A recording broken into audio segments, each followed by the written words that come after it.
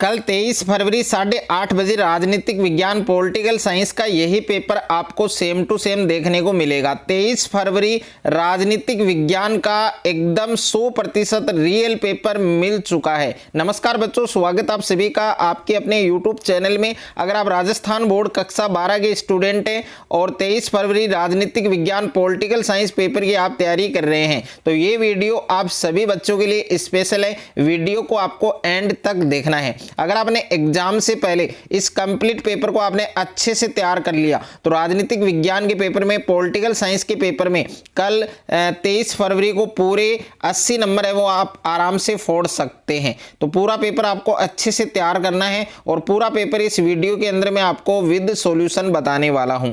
तो पेपर में आप देख सकते हैं यहां पर सीरियल नंबर आपको दे रखा है और पॉलिटिकल साइंस पेपर का कोड आपको दे रखा है SS11 और उच्च माध्यमिक परीक्षा 2026 का ये पेपर है। राजनीतिक विज्ञान का पेपर है, पॉलिटिकल साइंस का पेपर है और जो टाइमिंग है, समय है वो आपको 3 घंटे 15 मिनट दे रखे हैं और पूर्णांक है आपके 80।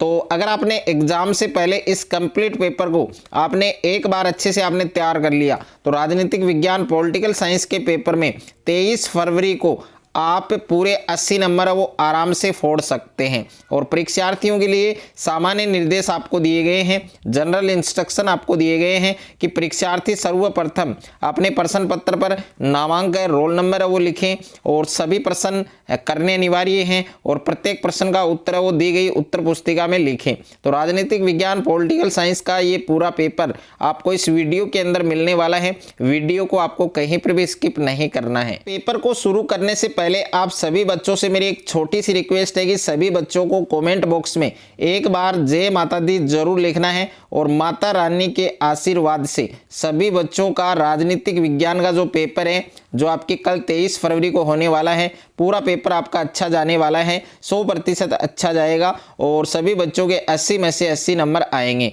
तो सभी बच्चों को एक बार कमेंट बॉक्स में जय माता दी जरूर लिखना है। तो पेपर के अंदर सबसे पहले आपको खंड ए सेक्शन ए आपको दिया गया है और सेक्शन ए के अंदर आपको बहुविकल्पीय प्रश्न दिए गए हैं, मल्टीपल चॉइस क्वेश्चन दिए गए हैं। तो इसमें पहला प्रश्न दे रखा है आपके यहाँ पर कि सोवियत संघ के विघटन के पश्चात अंतर्राष्ट्रीय परिदृश्य पर क्या प्रभाव पड़ा। तो इस प्रश्न के अंदर आपको 4 ऑप्शन दिए गए हैं। तो इसमें आपका बे वाला जो ऑप्शन है वो करेक्ट हो जाएगा, एक ध्रुवीय विश्व व्यवस्था। उसके बाद में बच्चों सेकंड क्वेश्चन आपको दे रखा है यहाँ पर कि यूरोपियन इकोनॉमिक कम्युनिटी का गठन है वो कब हुआ। तो प्रश्न संख्या 2 का सही उत्तर आपके 1958 होगा, यानी दे वाला जो ऑप्शन है वो आपका करेक्ट आंसर होगा। और उसके बाद में तीसरा प्रश्न दे रखा है कि बांग्लादेश का निर्माण किस वर्ष में हुआ। तो बांग्लादेश का निर्माण है वो कौन से देश में हुआ। तो इस प्रश्न का सही उत्तर आपके किस वर्ष में हुआ। तो इस प्रश्न का सही उत्तर आपके 1971 होगा, यानी ऑप्शन नंबर ए आपका करेक्ट आंसर होगा। प्रश्न संख्या 4 आपको दे रखा है कि लीग ऑफ नेशंस के उत्तराधिकारी के रूप में किसकी स्थापना हुई। तो प्रश्न संख्या 4 का सही उत्तर आपके ऑप्शन नंबर ए होगा, संयुक्त राष्ट्र संघ। उसके बाद में है प्यारे बच्चों प्रश्न संख्या 5 आपको दे रखा है यहाँ पर कि सुरक्षा परिषद में अस्थायी सदस्यों का चुनाव कितने वर्षों के लिए होता है। तो 5वां जो प्रश्न है इसका सही उत्तर आपके स वाला ऑप्शन करेक्ट हो जाएगा, 2 वर्ष के लिए। उसके बाद में नेक्स्ट है आपके प्रश्न संख्या 6 आपको दे रखा है कि अमेरिका के वर्ल्ड ट्रेड सेंटर पर आतंकवादियों ने कब हमला किया। तो छठा जो प्रश्न दे रखा है इसका सही उत्तर आपके ऑप्शन नंबर बे होगा, 11 सितंबर 2001 में। और उसके बाद में नेक्स्ट है आपके प्रश्न संख्या 7 आपको दे रखा है कि ऊर्जा संरक्षण अधिनियम है वो कब पारित हुआ। तो ऊर्जा संरक्षण अधिनियम है वो कब पारित हुआ, सन 2001 में। तो इस प्रश्न का सही उत्तर ऑप्शन नंबर ए होगा।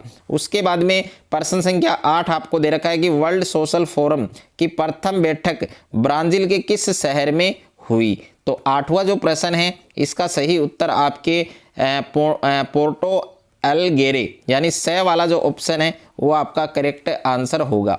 उसके बाद में बच्चों प्रश्न संख्या 9 आपको दे रखा है कि वर्ष 2000 में भारत में कौन से 3 नए राज्य बने। तो प्रश्न संख्या 9 के अंदर आपका बे ऑप्शन करेक्ट हो जाएगा, छत्तीसगढ़, उत्तराखंड और झारखंड। उसके बाद में प्रश्न संख्या 10 है कि निम्न में से दक्षिण पंथी विचारधारा के पक्ष में सर्वाधिक उपयुक्त कथन कौन सा है। तो इसमें 4 विकल्प आपको दिए गए हैं। तो इसमें स वाला जो विकल्प है, स वाला जो ऑप्शन है वो आपका करेक्ट आंसर होगा कि सरकार का अर्थव्यवस्था में गैर जरूरी हस्तक्षेप न हो। और उसके बाद में प्रश्न संख्या 11 आपको दे रखा है कि स्वतंत्र भारत के प्रथम विदेश मंत्री कौन थे। तो प्रथम विदेश मंत्री है वो कौन थे, आपके पंडित जवाहरलाल नेहरू, यानी द वाला जो ऑप्शन है वो आपका करेक्ट आंसर होगा। प्रश्न संख्या 12 आपको दे रखा है कि स्वतंत्र भारत के दूसरे प्रधानमंत्री कौन थे। तो प्रश्न संख्या 12 का सही उत्तर आपका ब वाला ऑप्शन करेक्ट हो जाएगा, लाल बहादुर शास्त्री। उसके बाद में प्रश्न संख्या 13 आपको दे रखा है कि भारत में आपातकाल के समय कौन सा संविधान संशोधन पारित किया गया। तो प्रश्न संख्या 13 के अंदर स ऑप्शन करेक्ट होगा आपके 42वां। उसके बाद में अगला प्रश्न दे रखा है, प्रश्न संख्या 14 है आपके मिजो नेशनल फ्रंट के संस्थापक कौन थे। तो प्रश्न संख्या 14 के अंदर आपका ए ऑप्शन करेक्ट हो जाएगा, लाल डेंगा।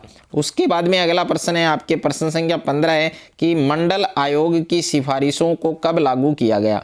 तो मंडल आयोग की जो सिफारिशें हैं उनको कब लागू किया गया बच्चों, 1990 में। तो इस प्रश्न का सही उत्तर आपके स ऑप्शन हो जाएगा। उसके बाद में नेक्स्ट है आपके रिक्त स्थानों की पूर्ति कीजिए। तो इसमें पहला प्रश्न है 1917 में जनता ने अपनी संस्कृति की साज संभाल करने के लिए गणराज्यों को आपस में मिलाकर सोवियत संघ बनाया। तो कितने गणराज्यों को मिलाकर, तो इस प्रश्न का सही उत्तर आपके 15 होगा। तो रिक्त स्थान में आपको 15 लिखना है। और दूसरा प्रश्न है आपके 18वां दक्षेस सम्मेलन है वो हुआ। तो इसमें आपको स्थान का नाम बताना है और इस क्वेश्चन का आंसर सभी बच्चों को कमेंट बॉक्स में देना है। ओके, यानी साल भर आपने जो मेहनत करी है, साल भर आपने जो तैयारी की है, तो इस क्वेश्चन का करेक्ट आंसर आप सभी बच्चों को कमेंट बॉक्स में बताना है। और जो स्टूडेंट इस क्वेश्चन का करेक्ट आंसर कमेंट बॉक्स में बताएगा, एकदम सटीक आंसर, एकदम सही आंसर बताएगा, तो उसका कमेंट है वो पिन किया जाएगा। और उसके बाद में तीसरा प्रश्न है कि मानवाधिकार को कुल कोटियों में रखा गया है। तो कितनी कोटियों में रखा गया है, 3 में। तो इसमें 3 लिखना है आपको। और उसके बाद में 4 नंबर प्रश्न है कि संचार, विचार, वस्तु, संस्कृति का आदान प्रदान विश्व में के कारण आसान हुआ। तो प्यारे बच्चों इसमें आपको वैश्वीकरण लिखना है। क्या लिखना है, वैश्वीकरण। तो यहाँ पर 4 नंबर जो रिक्त स्थान है इसमें वैश्वीकरण आएगा। उसके बाद में 5वां प्रश्न है कि भारत का पहला भाग है जहाँ सार्वभौम वैश्विक मताधिकार का प्रयोग किया गया। तो इसमें लिखना है त्रावणकोर। क्या लिखना है बच्चों, त्रावणकोर। तो इसमें आप लिख सकते हैं त्रावणकोर। यहाँ पर जो मैं लिख रहा हूँ इसको आप नोट डाउन कर सकते हैं। और 6ठा प्रश्न है आपके यहाँ पर कि योजना आयोग की स्थापना सन में हुई। तो योजना आयोग की स्थापना है वो कौन से सन में हुई, 1950 में। तो इस रिक्त स्थान में आपके 1950 आएगा। प्रश्न संख्या 7 है कि राजीव गांधी लोंगोवाल समझौता सन हुआ। तो कौन से सन में हुआ था, ये हुआ था बच्चों आपके 1985 में। तो इस रिक्त स्थान में क्या आएगा आपके 1985। उसके बाद में देखिए अति लघुत्रात्मक प्रश्न है और निम्न प्रश्नों के उत्तर एक शब्द में या एक पंक्ति में देने हैं। तो पहला प्रश्न है कि श्रीलंका में तमिल इल्लम की क्या मांग है। और दूसरा है संयुक्त राष्ट्र संघ के प्रथम महासचिव का नाम क्या होगा। इसका आंसर भी आपको कमेंट बॉक्स में देना है। और तीसरा है आपके भारत संयुक्त राष्ट्र संघ में कब शामिल हुआ। 4 नंबर है सुरक्षा के पारंपरिक तरीके कौन कौन से हैं, कोई 2 तरीके आपको लिखने हैं।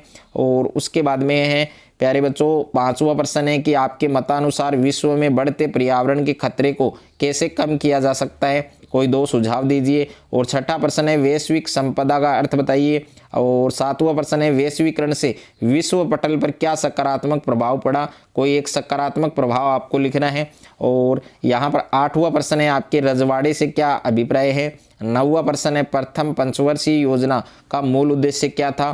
प्रश्न संख्या 10 है नेशनल कॉन्फ्रेंस किस राज्य में सक्रिय है, किस राज्य में एक्टिव है, ये आपको बताना है। खंड ब और सेक्शन बी इसमें आपको लघुत्रात्मक प्रश्न दे रखे हैं और इन प्रश्नों के उत्तर लगभग आपको 50 शब्दों में देने हैं। तो प्रश्न संख्या 4 दे रखा है कि आसियान की स्थापना में कितने देशों ने बैकॉक घोषणा पत्र पर हस्ताक्षर किए, उनके नाम लिखने हैं। और 5वां प्रश्न है संयुक्त राष्ट्र संघ में सुधारों की आवश्यकता है, आप कोई 2 सुझाव दीजिए। 6ठा प्रश्न है सुरक्षा के पारंपरिक तरीके कौन कौन से हैं, कोई 2 तरीके आपको लिखने हैं। उसके बाद में बच्चों 7वां प्रश्न है world council of indigenous people का गठन कब हुआ। 8वां प्रश्न है भारत विभाजन के किन्हीं 2 परिणामों को लिखिए। 9वां प्रश्न है दूसरी पंचवर्षीय योजना के कोई 2 मुख्य उद्देश्य लिखिए। प्रश्न संख्या 10 है कांग्रेस में सिंडिकेट प्रणाली क्या थी, उसके बारे में आपको बताना है। और 11वां क्वेश्चन है प्रीवी पर्स से क्या अभिप्राय है। 12वां प्रश्न है आपातकाल के पश्चात भारत की राजनीति में आए 2 प्रमुख बदलावों को लिखिए। और प्रश्न संख्या 13 दे रखा है केशवानंद भारती मुकदमे में सर्वोच्च न्यायालय द्वारा क्या निर्णय दिया गया। और प्रश्न संख्या 14 है क्षेत्रीय आकांक्षाओं से निपटने की तैयारी हमें लगातार रखनी होगी, इस कथन के पक्ष में कोई 2 तर्क दीजिए। प्रश्न संख्या 15 है कि आपके मतानुसार मिलीजुली सरकार के दुष्परिणाम अधिक है, लोकतंत्र को मस्तिष्क में रखते हुए कोई 2 दुष्परिणाम है वो आपको बताने हैं। उसके बाद में है खंड 6 सेक्शन सी दे रखा है, इसमें दीर्घ उत्तरीय प्रश्न दे रखे हैं। और प्रश्न संख्या 16 है कि आर्थिक क्षेत्र में आसियान की भूमिका है उस पर संक्षेप में लिखना है। और अथवा में प्रश्न दिया गया है बच्चों कि चीन की आर्थिक नीतियां हैं उनको संक्षेप में लिखिए। प्रश्न संख्या 17 है नेपाल में लोकतंत्र की स्थापना को संक्षेप में लिखना है। और अथवा में प्रश्न है पाकिस्तान की लोकतांत्रिक सत्ता ने सदैव चुनौतियों का सामना किया है, पाकिस्तान के लोकतांत्रिक संकट को संक्षेप में आपको लिखना है। उसके बाद में है बच्चों प्रश्न संख्या 18 है कि आर्थिक वैश्वीकरण की व्याख्या कीजिए। और इसके अथवा में प्रश्न है वैश्वीकरण का संपूर्ण विश्व में विरोध हो रहा है, इस कथन के पक्ष में अपने विचार आपको लिखने हैं। प्रश्न संख्या 19 है कि भारत में क्षेत्रीय दलों का महत्व बड़ा है और इसके 3 कारण लिखने हैं। अथवा में प्रश्न है भारत की बहुदलीय व्यवस्था है, उस पर आपको टिप्पणी लिखनी है। उसके बाद में है बच्चों खंड 10 सेक्शन डी दे रखा है जिसमें निम्नात्मक प्रश्न दे रखे हैं। प्रश्न संख्या 20 है सोवियत संघ के विघटन से भारत रूस के संबंधों पर क्या प्रभाव पड़ा, अपना मत प्रकट करते हुए विवेचना कीजिए। और अथवा में प्रश्न है कि सोवियत संघ के विघटन के पश्चात बदले राजनीतिक परिदृश्य है उस पर अपने विचार लिखिए। और 21 वाला प्रश्न दे रखा है आपको कि भारत एवं तिब्बत के संबंधों की विस्तृत विवेचना कीजिए। अथवा में प्रश्न है चीन ने सदैव भारत की उन्नति में अवरोध उत्पन्न किया है, इस कथन को स्पष्ट कीजिए। और उसके बाद में है बच्चों प्रश्न संख्या 22 है भारत के राजनीतिक मानचित्र में निम्न स्थानों को अंकित कीजिए। महाराष्ट्र है, मध्य प्रदेश है, गोवा, दमनदीव और लक्षद्वीप। और इसके अथवा में दे रखा है भारत के राजनीतिक मानचित्र में निम्न स्थानों को अंकित कीजिए, तो दोनों में से एक आपको करना है। असम है आपके, आंध्र प्रदेश है, त्रिपुरा है और मणिपुर है। तो राजनीतिक विज्ञान पॉलिटिकल साइंस का ये पूरा पेपर मैंने इस वीडियो के अंदर आपको बताया है। पूरा पेपर आपको अच्छे से तैयार करना है। अगर आपने पूरा पेपर अच्छे से तैयार कर लिया तो 23 फरवरी को कल आप राजनीतिक विज्ञान के पेपर में, पॉलिटिकल साइंस के पेपर में आप फोड़ कर आओगे, पूरे 80 नंबर फोड़ कर आओगे। तो पूरा पेपर आपको अच्छे से तैयार करना है। और अगर आपको ये वीडियो अच्छा लगे तो वीडियो को ज़्यादा से ज़्यादा बच्चों के साथ शेयर करना है, ज़्यादा से ज़्यादा वीडियो को लाइक करें और ज़्यादा से ज़्यादा चैनल को सब्सक्राइब जरूर करें।